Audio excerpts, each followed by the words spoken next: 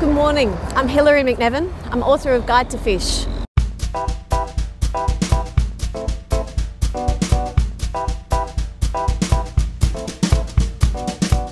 I want to keep our conversation going about choosing and cooking sustainable species, and I'm here today at the largest Victorian fish wholesalers, Clams.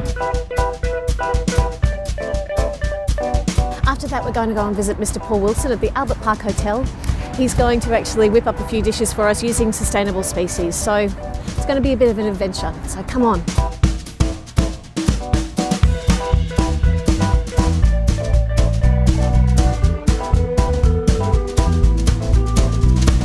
What should consumers look for when they're standing at the fish counter and in the fish market and want to buy some fish? Whatever's appealing to you will be fresh. I mean, you can sort of, when you go and buy your meats and your fruit and veg, things that are dull and that don't look sparkling and fresh, you won't buy them. James, do you think that consumers can effectively help fish sustainability?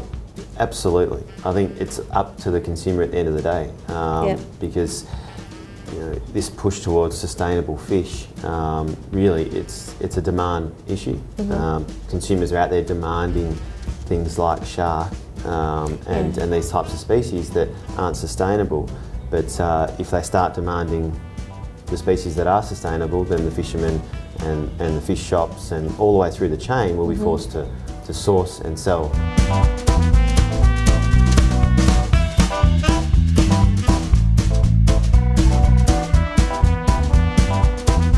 Beautiful fresh garfish from Flinders Island.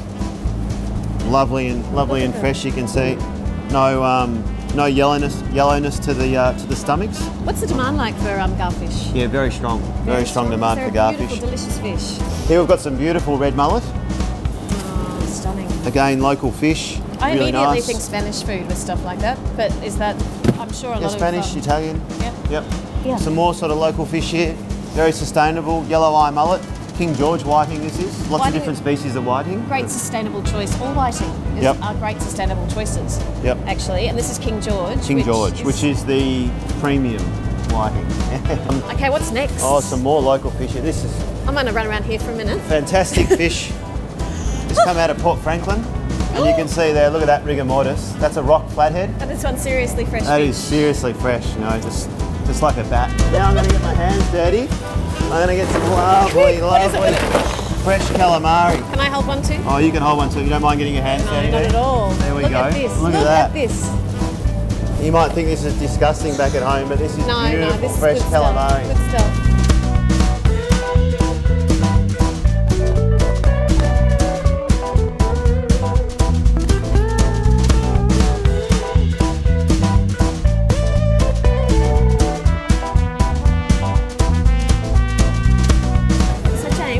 Take some fish to Mr. Paul Wilson at the Albert Park Hotel in Albert Park here in Melbourne, and I need you to tell me, what do you recommend? What's good today? Look, Paul loves his local fish and he's very into sustainability, so rock flathead, garfish, some sardines. Beautiful. We might see if he's interested in some calamari, some beautiful fresh calamari. Come on, Mr. Wilson. You want the calamari, I know you do.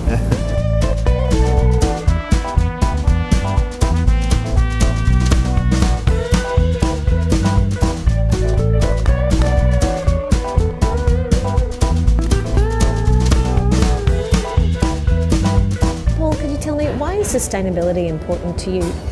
Well, seafood in particular relies on being at its best quality. So local fish obviously is the freshest fish available. So naturally it makes sense to buy local fish and reduce the food miles in that way as well.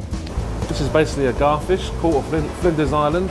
Most people think garfish is very difficult to eat because of the amount of bones, but it's got one central bone down the middle, so easy to pull out. Just ask your fisherman, I'm going to butterfly them for you. You get a beautiful even cooking process when you butterfly the fish. Now, virgin olive oil is like a condiment. It's just like a little bit of aftershave or the best perfume before you have a special night out. It's the same when you cook fish. Use the best olive oil, the best salt and the freshest fish. Do you need to take a different approach to writing a menu when you're considering sustainability in a place like this? You do. It's really important to sort of send a message out to the public, general public at large about why we choose sustainable fish and the strengths behind those fish and the availability of those fish. So we really sort of only use sustainable fish in our menus to highlight that. Here we have another local hero, fantastic calamari. It's important to marinate calamari. It doesn't have a lot of flavour, it has a very delicate flavour, so you need to bring out those beautiful flavours of the calamari with some good olive oil, some chilli, some rosemary, a touch of garlic, and get it to room temperature before you cook it. It's really important it's room temperature, so it's not cold. It only cooks in a matter of seconds. Good food should be simple and easy, and sustainable fish, local fish, it's the most natural way of cooking. You're basically cooking what's around you. You're using local produce, local vegetables. You're cooking them simply, cooking them with a little bit of elegance, and letting the produce speak for themselves, really, and it's that simple. And that's why sustainable fishing is so important to the sort of long-term future of having great fish in this wonderful country we live in. What do you think the best thing someone could do to make sustainable choices when they're shopping for fish? Yeah, I think labelling is really important. I think fishmongers need to take ownership of highlighting where fish are caught. I think it's so important that we challenge our suppliers. Yep. We want to eat well, we want to sort of live well. So it's important to sort of have that sort of enthusiasm about what you eat and where things come from. Yes.